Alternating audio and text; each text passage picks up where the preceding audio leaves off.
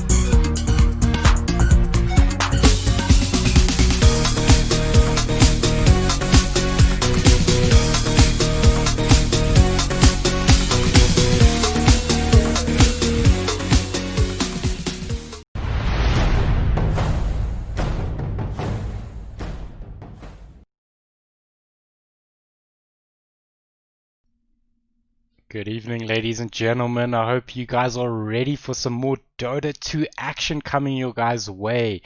It's going to be a crazy best of three series coming up at 8 o'clock, guys, so it should be starting any moment. We've got two crazy good teams. They are vying for their upper bracket positions, seeing if they can continue the dream of staying in upper bracket.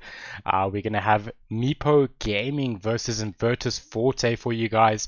It is going to be an epic game, so I hope you guys enjoy. It's going to be crazy. We've got the casters for this match is going to be the Trusty Fire and myself, Supertramp. So we're going to be bringing you guys that action. But before we do jump into that, just a shout out to our sponsors for this event, Fine Tech. They putting up cash prizes and always doing some amazing giveaways. So check that out on their Facebook page or the Legends League page. You can see that, if I'm not mistaken, they're giving away a combo of a mouse and a keyboard worth about $1,600. So check that out. See if you can win. I think it's pretty easy to enter. So check that out. And our other sponsor for this event is Rebel Gaming. So check them out. They've got some crazy Black Friday deals. So check them out at rebelgaming.co.za. So with that, Fire, are you ready? Are you amped for this? I think it's going to be a good one. I actually believe this is going to be a very good series. We might just go all the way with 3 games with these two teams. 100%. I mean, I'm just looking at the players in the lobby. I mean, I know quite a few of them. There are some quality players. I mean, it's gonna be a good match. Yeah, it's going to be interesting to see what they bring to the table. Both these teams obviously kind of know what the other team have been playing recently, and I guess it comes down to, at this stage when you're in the upper bracket, just stick to what you know, stick to what's been getting you this far, and just go for the win. Like, obviously, game number one, Yeah. we'll see pretty much the standard stuff going in, and then hoping maybe game number two they can switch it up. Whoever is trailing by one match or anything like that will hopefully see something interesting. 100%. I think we're going to see some interesting stuff coming out of the woodwork here. I mean, we will probably still see that meta stuff, the oracles, a bunch Yeah, of the dying. Svens and dying, But I think that we're going to get caught up by a couple new mids, a couple new offlaners. I think the cores will probably be very meta because you got to kind of stick to that because you got to close out the game. Uh, you know, it's a Yeah. big risk changing up that slot in this current meta, but who knows? Who knows? Like, I think if you're going to do it in any lane, it's got to be that mid lane, right? You want to Mm, have like a mm, comfort pick as well as a good pick with the team. You can switch it around a bit depending on how well you know your mid player, and that player can obviously be a very good impact player for you guys as well. So, I think from a mid perspective, we'll probably see something a bit more interesting. Hopefully, see something a bit more interesting then, and yeah, from the side of like the cores, I guess it's pretty standard. We'll probably see the bans also from like the Void and Rubric as well, most likely. Not yeah. too sure about like the IO. It's in a pretty decent spot right now, but it's not really like in the Yeah. bannable spot. So I mean, we've seen some IO, it's I think it was Casual Gaming that brought it out in their first upper bracket match. It did extremely well, but we haven't seen it since. So I'm still on the fence about that hero. but one hero we have seen a lot though is the Oracle. So Yeah, I mean that's got to be a first ban, right? I mean, it has just been absolutely destroying when it's been picked. exactly. Again, like the Undying is also a hero that comes through a lot. It comes to Mm, mind right now. So I guess Sven, again, you mentioned one of the bigger heroes in the meta right now. But like for me, heroes that still try or that still kind of get in a later stage a bit more competitive in that spot is a hero like Slark, and yeah, maybe even having the Alchemist around could I help a lot do when see you that have the space creators for it. we do have the picks from the team. So Meepo Gaming did win the coin toss. They have chosen first pick with Invertus choosing Radiant. So we're going to be jumping into that match, guys. It is going to start, and that's interesting. I haven't seen teams prioritize first pick. Um, I that's think an interesting one. I think that is to get the like you want to get the either the Rubik, the Oracle, or the Undying, depending on the bands and stuff, right? I guess that's what they're going for. So 100%. Just want to check, That is makes your sense. audio in open mic on in Dota? I think it is on in-game. Let me just double check for you. Okay, cool. Just while we sort that out, while these teams start their banning phase, it is Meepo Gaming versus Invertus Forte. It is an upper bracket match. So, the dream is alive for both these teams. You want the easiest road to the grand finals. But if a team does lose, they are not out. They will go to the lower bracket as we start seeing some of the bans coming through. Mars They'll get and their second Grimstroke. chance. Yeah, They can get their second chance to redeem themselves, but all the way in that lower bracket. So yeah. Mars and Tidehunter, offlane heroes being banned, and the Ooh, Oracle is being picked up by yeah. Meepo Gaming. The Undying wasn't banned, the Rubric wasn't banned. It was actually Grimstroke and the Void Spirit. This is very interesting. Like Void Spirit, obviously a very good pickup. The team's very versatile pick, and that's why it's being banned right now. Yeah. It's still a strong hero. It's not completely broken, but we could see something like the usual Snapfire being picked up here. I guess I'm not too sure what Invertus is thinking right now. Look, so Grimstroke has been a very, very popular pick in the last couple, I'd say 2 months. It's had some crazy pairings. We see teams like going Pugna with it. Lich as an example. Obviously, Lich is pretty good on by himself actually. So I kind of like that pick. It doesn't quite deal with Oracle, but it is a solid pick. I think what they like Invertus is definitely going for a bit more team fight. They don't really care about like the strategic play or maybe like the laning phase too much with this Lich pick. They're saying they really want to win, or at least they want to secure the lane for something like a Juggernaut or a Sven that Yeah. they're going to be pairing it up with. So like a clear indication of more or less where they want to be in the mid game. Yeah, or they could potentially be looking for a slightly more aggressive off lane, or they could potentially get like a Centaur or Beastmaster or something that can just sit and hit people. I mean, uh, Like eh, Centaur is really not a good hero in this meta right now. It's being mm, picked up by a few in different scenarios, but yeah, it is going to be the Ursa. That was another hero ooh. that does really well. Does well against the Sven. Does well against most cores that are in right now. But you're probably going to still want to ban like a bit more later game heroes. You have to still ban the Slark, I guess, at least. Yeah, I mean, there's ways of dealing with Slark, but I kind of like this Ursa pick.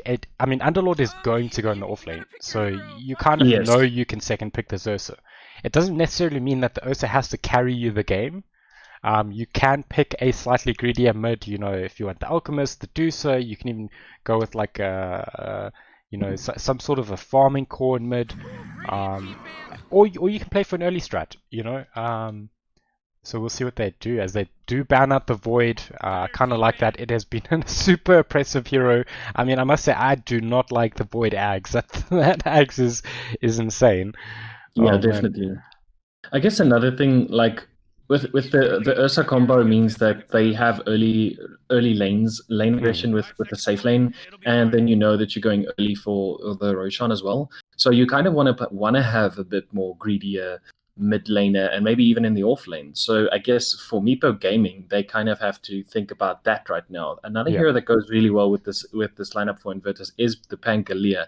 So just yeah. not too sure. It depends on what he's going to go up against or what they're thinking he's going to go up against. But Mm. it's a very good hero for diverting team fights, keeping everyone either busy or knocked up in the air. So Yeah, 100%. I'm kind of interested to see Meepo Gaming could actually opt to go for like a safe lane underlord and obviously have like their core in the off lane, have the support there, and potentially a very active roaming support like bounty or something like that.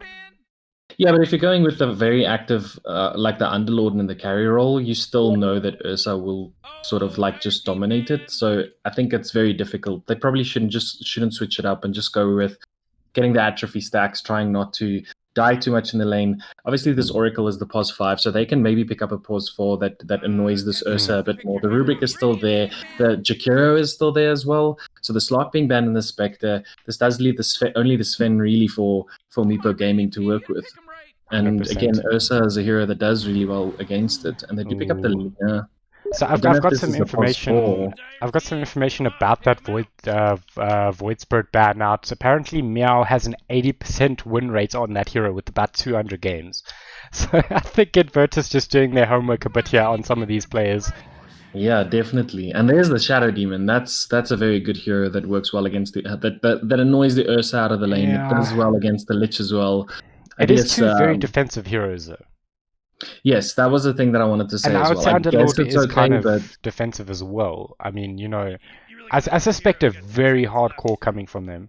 You know? like for Meepo Gaming in terms of their offlane combo right now, like with that Shadow Demon, the Ursa's game just got a lot harder. Usually in the Underlord, with just the Firestorm does quite the sustainable damage to the Ursa, even to the Ursa until he gets that Mask of Madness, Hmm. but or even just normal small lifesteal. But Shadow Demon is definitely a way that puts in that extra bit of effort to annoy him. So I guess 100%. anti-mage could be a thing for them. Ooh, I I'm kind not of too like sure Night though. Stalker. That's a hero that does well against both those supports. I mean, he's so good at shutting down Oracle and Shadow Demon. Obviously, Shadow Demon does have a little bit of a toolkit against Night Stalker with his ulti and obviously Disrupt, but I mean, Night But once he Stalker can gets get that, that jump. yeah, and once he gets that BKB up at night and stuff, it's very difficult to Yeah. deal with him. So very good movement speed, very good pick off, very good hero for Invertus. Meepo Gaming now looking for probably their core hero, Do you think this which Lina is pos 4, right? like it's a very good lane with Lina Nightstalker because you're Yeah, annoying yeah. whatever is going to be in that lane, and it is the Oracle, so they know they can do a lot of spell damage to it as Hmm. well. Oh, It's wow. going to be Okay. the Lone Druid. I kind of like Lone Druid. I just think Night Stalker is kind of good against Lone Druid as well. Like they're Early just going game. to wreck that bear as well. So Yeah. Look, I mean, their laning phase is weird. So they could put Ursa. Oof. I feel like this is a good Ursa game, even though there is a Shadow Demon, uh, and technically an Oracle. If he decides to go like an early Abyssal, I think all these heroes are gonna struggle. I think yeah, that was what I was going to say again against the Oracle and the Shadow Demon, but not just that. Very good against the Lone Druid. Yeah. So Night Stalker, a hero that could really throw a spanner in the works here for Meepo Gaming, and then they still have to deal with the Ursa, and Ursa deals with the Bear and the Lone Druid pretty decently as well in the mid game. So Hmm. I'm not too sure. Like Lone Druid could still go mid. This could be their mid pickup, which is I'd say a bit better if they want to compete against the lineup of Invertus, but um then you still need a mid. Then you still need a like a safe lane hero that's also going to be there competing, and he's going to lane up against the Night Stalker and the Lina. So I guess that's Yeah. I don't know. Like Meepo Gaming, I know. Like it seems like they know what they're doing in terms of where they want to be come mid game or come roaming phase. They definitely don't want to be all up in the team fights. They want to be pushing Yeah. lanes and getting farm and stuff. But They've Invertus got is very saying, static heroes. Lone Druid's yeah, not going to leave his lane, Underlord's not going to leave his lane, and those supports aren't the best rotators. I mean, Shadow Demon's alright, but he's not the best. yeah. He's not the fastest hero. He does have a disrupt, but I mean, it's a tricky one. So I suspect they're going for definitely a later, sort of very structured, defensible lineup. They can defend towers extremely well with Shadow Demon, Underlord, and Lone Druid. So I I think guess like they need something that rotates very well for them yeah, now, and like the only thing that really comes to mind for me is Storm Spirit or Puck, but it's for the not side too of good in Meepo. the laning. Yeah, for Meepo Gaming, what they want to Ooh, pick that up might be a bit now. greedy though. Do you think? Because Like Night Stalker and Ursa I'll are agree gonna. 100%. Yeah, Yeah, look, I kind of like Storm Spirit or something on the side of Invertus or Puck because they kind of need that extra bit of catch. Because technically, Night Stalkers and Ursa aren't the best catch early game. Even just towards the late game. yeah. I think Meepo Gaming also just need like early rotations and stuff. We never mentioned this Invoker. Why do I Yeah. always forget about him as soon as the draft? Like when the draft starts, I'm Look, just I'm gonna be honest. He completely hasn't forget been about meta. Invoker. He hasn't been meta for a while, so Yeah. I've And kind that's of forgotten because about. like the Exort fell off quite a Yeah, bit, and yeah. that's why your mid game's a bit more difficult when you have to go with the Quaswex. But I I kind of will like Invoker here though. He's someone that's gonna actually potentially be more active on the map. Um, Good ways of also counter wants initiating. Um, yeah, he also wants like a bit of farm though yeah, before team fighting and everything, but he can do it early if he has to. If if you kind of Look, win the laning phase, he's very difficult. He's very annoying to deal with. It's going to come down to Invoker, Shadow Demon, and Oracle when the mid game comes up, and I think they really have that sort of lockdown and disruption from them with just those three heroes alone. So Lone Druid and Underlord I must say, can be pushing or getting pickoffs. I'm really loving a Storm Spirit right here now. I know it will be a bit tough for him in the laning phase, potentially. But once he starts getting his levels, his rotates, his team fights. I mean, if he gets an early Orchid, I mean that's rough for Meepo Gaming if Invertus do decide to go that route. Like another thing that comes to mind is a bit more late game, right? For me in their lineup, something like even as simple as the Medusa. Obviously, again, your laning phase is not going to go too well, but you can stack the camps and give her the farm that she needs. Alchemist is one that I mentioned earlier as well, but I don't expect it this game. Like it would probably not be the perfect pickup. What else is there? There could be the normal Viper as well. Like Viper is actually very good for Inverters as well, because that gives them very good damage mid game. He also likes to farm a bit, but he is. I still think the catch is a little bit lacking then.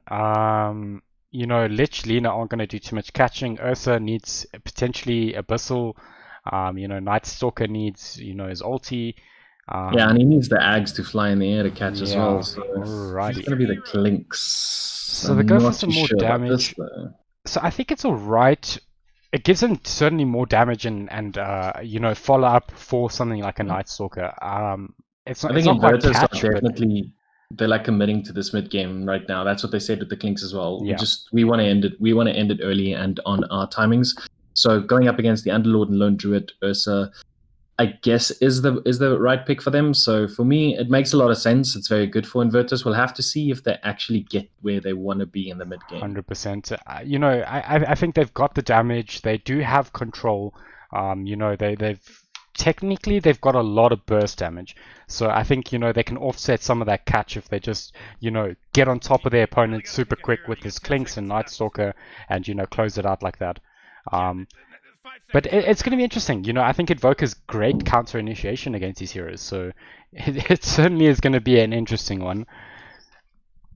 I guess like for both these teams, it's more of as soon as the team fight starts, who gets that initiation and that first pick off. And the biggest thing for Inverters is picking which hero to do that with when they start team fighting and pushing up. Because if Meepo Gaming get the right pick off on their side, they sort of just go, okay, well, now we take the lead, So for Inverters, definitely picking the right hero when they want to fight. Clinks is obviously a very good one at that, as well as the Night Stalker. So they definitely have exactly sort of the full package that they want to. It's going to be difficult for me when the Invoker does get the very good combo off and two heroes are dropping very low. Ursa's, in a deafening blast and taking way too much damage from the Underlord or the Bear from the Lone Druid and stuff. And that's when it gets chaotic like that, Meepo Gaming are going to be able to take the advantage. And the thing is, that they could potentially find themselves in a spot where they overcommit onto a hero and then there's just an Oracle save with a Disrupt. And, that's another thing that they have is insane amounts of control. So we might see that come into play. But they are those are two greedy supports in the sense that if they have a rough game, it sort of snowballs from there. Yes, and that's what Inverters have to avoid. So it is going to be the Ursa and the Lich in the lane, as we suspected. A very good lane, very good, like dominant lane, dominant when it gets to the 10-minute mark, exactly when they want to be there. So it's just going to come down now. I don't think, I think Ursa does need a bit more regen. If you're going up against the Shadow Demon and the Underlord, you kind of need a bit more regen to deal with both of them. Like dealing with one of them, the regen that you have is fine, but kind of maybe want to get another ring or maybe want to get, maybe even get the headdress on Lich just to be safe. Yeah, I mean, we see 4 tangos, 1 solve, 3 mangoes on this Lich. He's obviously, I suspect he'll probably max out Ice Armor and Frost Blast, which will obviously offset quite a bit of this damage. But I suspect he'll have a very strong lane. I don't think Shadow Demon can, chase him out of lane. Certainly not with a Lich there. Yeah, that's the other thing, right? Like, as soon as he starts falling back, as soon as like the Ursa feels he has to start falling back, the Lich is going to be there. The Lich is also Yeah. going to obviously have that Frost Shield, going to have the Frost Blast, so they definitely have the damage as well. When you do have those stacks up of the Fury Swipes, you know this Underlord's not going to be able to do a lot, and if you double that up with the Frost Blast, this could be very dominant for them. Yeah, we just see a bit of action there at the top rune there. They do get the double stun. In fact, yeah, it was the it was the hero and the bear. But they ended up getting the rune there, Night Stalker. Very nicely done. Yeah, well, very good play from them to get those stuns off. They do have Lone Druid dropping a bit low, and that's the one you want to focus when you're in this lane as well, because the bear is not going to be able to farm for him for a while. The other thing is, so I play quite a lot of Lone Druid, and you kind of just need to hit the bear as well. You know, if you can't get to the hero, just hit the bear. Yeah. You know, it's You kind of want to keep him out of the lane as well. The Lich and the Underlord actually dropping low in this bottom lane, and this is what we mentioned when that Frost Blast and the Fury Swipe stack, it's Yeah. very difficult to deal with. I mean, the slows are there. I mean, they can essentially double slow from level 2. You know, and someone like Underlord doesn't have the best ways of escaping anything, really. Yeah, that's the thing with Underlord, is he's so static in this lane that you kind of have to just commit to it, right? Oh, it looks like